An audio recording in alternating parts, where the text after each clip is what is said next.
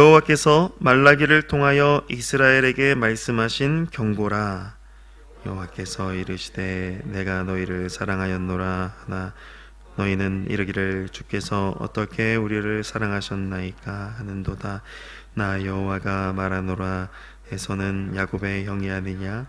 그러나 내가 야곱을 사랑하였고 에서는 미워하였으며 그의 산들을 황폐하게 하였고 그의 산업을 광야의 이리들에게 넘겼느니라. 에돔은 말하기를 우리가 무너뜨림을 당하였으나 황폐된 곳을 다시 쌓으리라 하거니와 나 만군의 여호와는 이르노라. 그들은 쌓을지라도 나는 헐리라. 사람들이 그들을 일컬어 악한 지역이라 할 것이요 여호와의 영원한 진노를 받은 백성이라 할 것이며 너희는 눈으로 보고 이르기를 여호와께서는 이스라엘 지역 밖에서도 크시다 하리라. 내 이름을 멸시하는 제사장들아 나 만군의 여호와가 너희에게 이르기를 아들은 그 아버지를 종은 그 주인을 공경하나니 내가 아버지일진데 나를 공경함이 어디 있느냐? 내가 주인일진데 나를 두려워함이 어디 있느냐 하나 너희는 이르기를 우리가 어떻게 주의 이름을 멸시하였나이까 하는도다. 너희가 더러운 떡을 나의 제단에 드리고도 말하기를 우리가 어떻게 주를 더럽게 하였나이까 하는도다. 이는 너희가 여호와의 식탁은 경멸히 여길 것이라 말하기 때문이라. 만군의 여호와가 이르노라. 너희가 눈먼 희생 제물을 바치는 것이 어찌 악하지 아니하며 저는 것 병든 것을 드리는 것이 어찌 악하지 아니하냐. 이제 그것을 너희 총독에게 드려보라. 그가 너희를 기뻐하겠으며 너희를 받아주겠느냐. 만군의 여호와가 이르노라. 너희는 나 하나님께 은혜를 구하면서 우리를 불쌍히 여기소서 하여 보라. 너희가 이같이 행하였으니 내가 너희 중 하나인들 받겠느냐. 만군의 여호와가 이르노라. 너희가 내 제단 위에 헛되이 불사르지 못하게 하기 위하여 너희 중에 성전 문을 닫을 자가 있었으면 좋겠도다. 내가 너희를 기뻐하지 아니하며 너희가 손으로 드리는 것을 받지도 아니하리라. 만군의 여호와가 이르노라. 해 뜨는 곳에서부터 해 지는 곳까지의 이방 민족 중에서 내 이름이 크게 될 것이라. 각처에서 내 이름을 위하여 분향하며 깨끗한 제물을 드리리니 이는 내 이름이 이방 민족 중에서 크게 될 것임이니라. 그러나 너희는 말하기를 여호와의 식탁은 더러워졌고 그 위에 있는 과일 곧 먹을 것은 경멸히 여길 것이라 하여 내 이름을 더럽히는도다. 만군의 여호와가 이르노라. 너희가 또 말하기를 이 일이 얼마나 번거로운고 하며 코웃음치고 훔친 물건과 저는 것 병든 것을 가져왔느니라. 너희가 이같이 봉헌물을 가져오니 내가 그것을 너희 손에서 받겠느냐. 이는 여호와의 말이니라. 짐승떼 가운데에 수컷이 있거늘 그 서원하는 일에 흠 있는 것으로 속여 내게 드리는 자는 저주를 받으리니 나는 큰 임금이요 내 이름은 이방 민족 중에서 두려워하는 것이 됨이니라. 만군의 여호와의 말이니라. 아멘.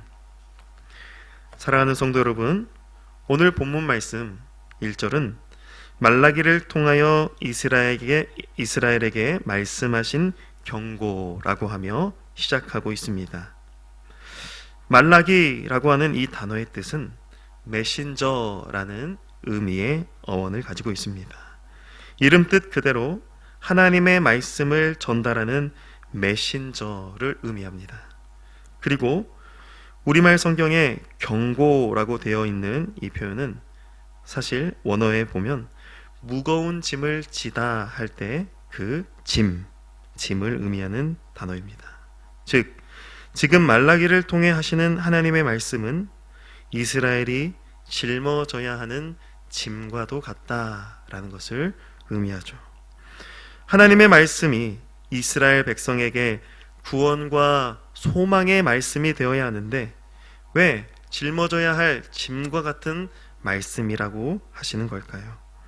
그 이유는 바로 이스라엘이 하나님의 말씀을 받아들이는 영적 상태를 보여주고 있기 때문입니다. 현재 말라기 선지자가 활동하던 시기에는 이스라엘이 영적으로 암흑기를 보내고 있는 때입니다. 그래서 그들에게 여호와 하나님의 말씀은 소망과 구원의 메시지가 아닌 경고의 메시지, 즉 순종해야 하는 짐을 지우는 것 같은 그러한 말씀이었던 겁니다. 말라기 선지자는 그러한 이스라엘의 영적 피폐함을 이 경고, 짐이라는 문학적인 표현으로 묘사하고 있는 것입니다. 사랑하는 여러분, 우리도 영적으로 침체되었을 때는 내가 맡고 있는 직분의 자리, 사역의 자리가 때론 짐처럼 느껴질 때 있지 않습니까? 하나님과의 영적인 관계가 막혀 있을 때, 기도가 잘 되지 않고 말씀이 잘 읽어지지 않고 신앙생활에 매너리즘이 느껴질 때에는 교회에서 감당하는 봉사와 사역들이 짐처럼 느껴지곤 합니다. 그러나 사실 하나님이 나에게 맡겨주신 이러한 사역과 자리들은 결코 짐을 무겁게 지우시려고 주신 것이 아니죠. 그것을 짐처럼 느껴진다는 것은 하나님에게 문제가 있는 것이 아니라 나 스스로의 내 중심의 영적 상태, 하나님과의 관계에 문제가 있는 겁니다. 내 생활에서 예배가 무너져 있거나 또는 죄의 유혹으로 인하여 시험을 당하게 될 때 그러한 짐진 것 같은 마음이 찾아오는 것이죠. 하지만 우리는 그러한 영적인 침체의 상태가 곧 하나님께서 경고의 말씀을 주시는 때라는 그 사실을 잘 알아야 합니다. 그리고 다시 하나님의 은혜의 보좌 앞으로, 나를 회복시키시는 하나님의 말씀 앞으로 담대하게 나아가야 합니다. 나의 상태를 인지하고 발견했을 때 우리는 그 상태에 그대로 머무르는 것이 아니라 그 자리를 박차고 일어나서 다시 하나님 말씀 앞으로 순종의 자리로 부지런히 나아가기를 힘써야 하는 것이죠. 왜냐? 하나님은 그러한 나의 힘듦과 연약함을 다 아시고 다시 말씀의 자리, 주님이 원하시는 순종의 자리로 나와 그 안에 있는 하나님의 은혜를 누리기 원하시기 때문입니다. 오늘 말씀에 하나님의 경고를 받는 이스라엘 백성들이 마치 그와 같습니다. 이스라엘 백성들은 에돔 백성과는 달리 하나님의 사랑으로 택함을 받은 자임을 기억해야만 했습니다. 오늘 본문 2절에서 5절 말씀에서 하나님은 에서를 미워하고 야곱을 사랑하셨다 말씀하시죠. 그리고 에서의 후손인 에돔을 헐어버리고 무너뜨리실 것이며 이스라엘 지역 밖에서도 하나님의 그 크고 위대하심을 나타내 보이시겠다 말씀하십니다. 즉 지금 영적으로 피폐함 가운데 있는 이스라엘은 자신들이 이와 같은 여호와 하나님의 사랑과 선택을 받은 자들임을 기억하고 여호와께로 돌이켜 회복해야 한다라고 말씀하시는 겁니다. 더불어서 하나님의 사랑과 은혜를 받은 이스라엘이기 때문에 하나님 앞에 영적인 피폐함, 영적인 나태함, 그러한 게으름의 상태에서부터, 죄악에서부터 돌이켜 하나님께로 나아가야 한다 말씀하시는 것이죠. 우리 역시 마찬가지입니다. 영적으로 나태함과 피폐함에 놓이게 될 때 우리가 가장 먼저 기억해야 할 사실은 하나님이 나를 택하시고 나를 사랑하셔서 하나님의 말씀을 주셨다라는 사실입니다. 나로 하여금 어서 빨리 이 터널과 같은 피폐함과 연약함에서 벗어나 하나님의 말씀 앞에 온전히 회복하도록 말씀하고 계심을 알아야 하는 것입니다. 하나님이 말씀을 주신다는 것은 하나님과의 언약 관계 안에 있다는 사실이기 때문에 우리는 그 하나님의 언약 안에서 하나님 앞에 회복의 자리로 나아가야 함을 기억해야 하는 것입니다.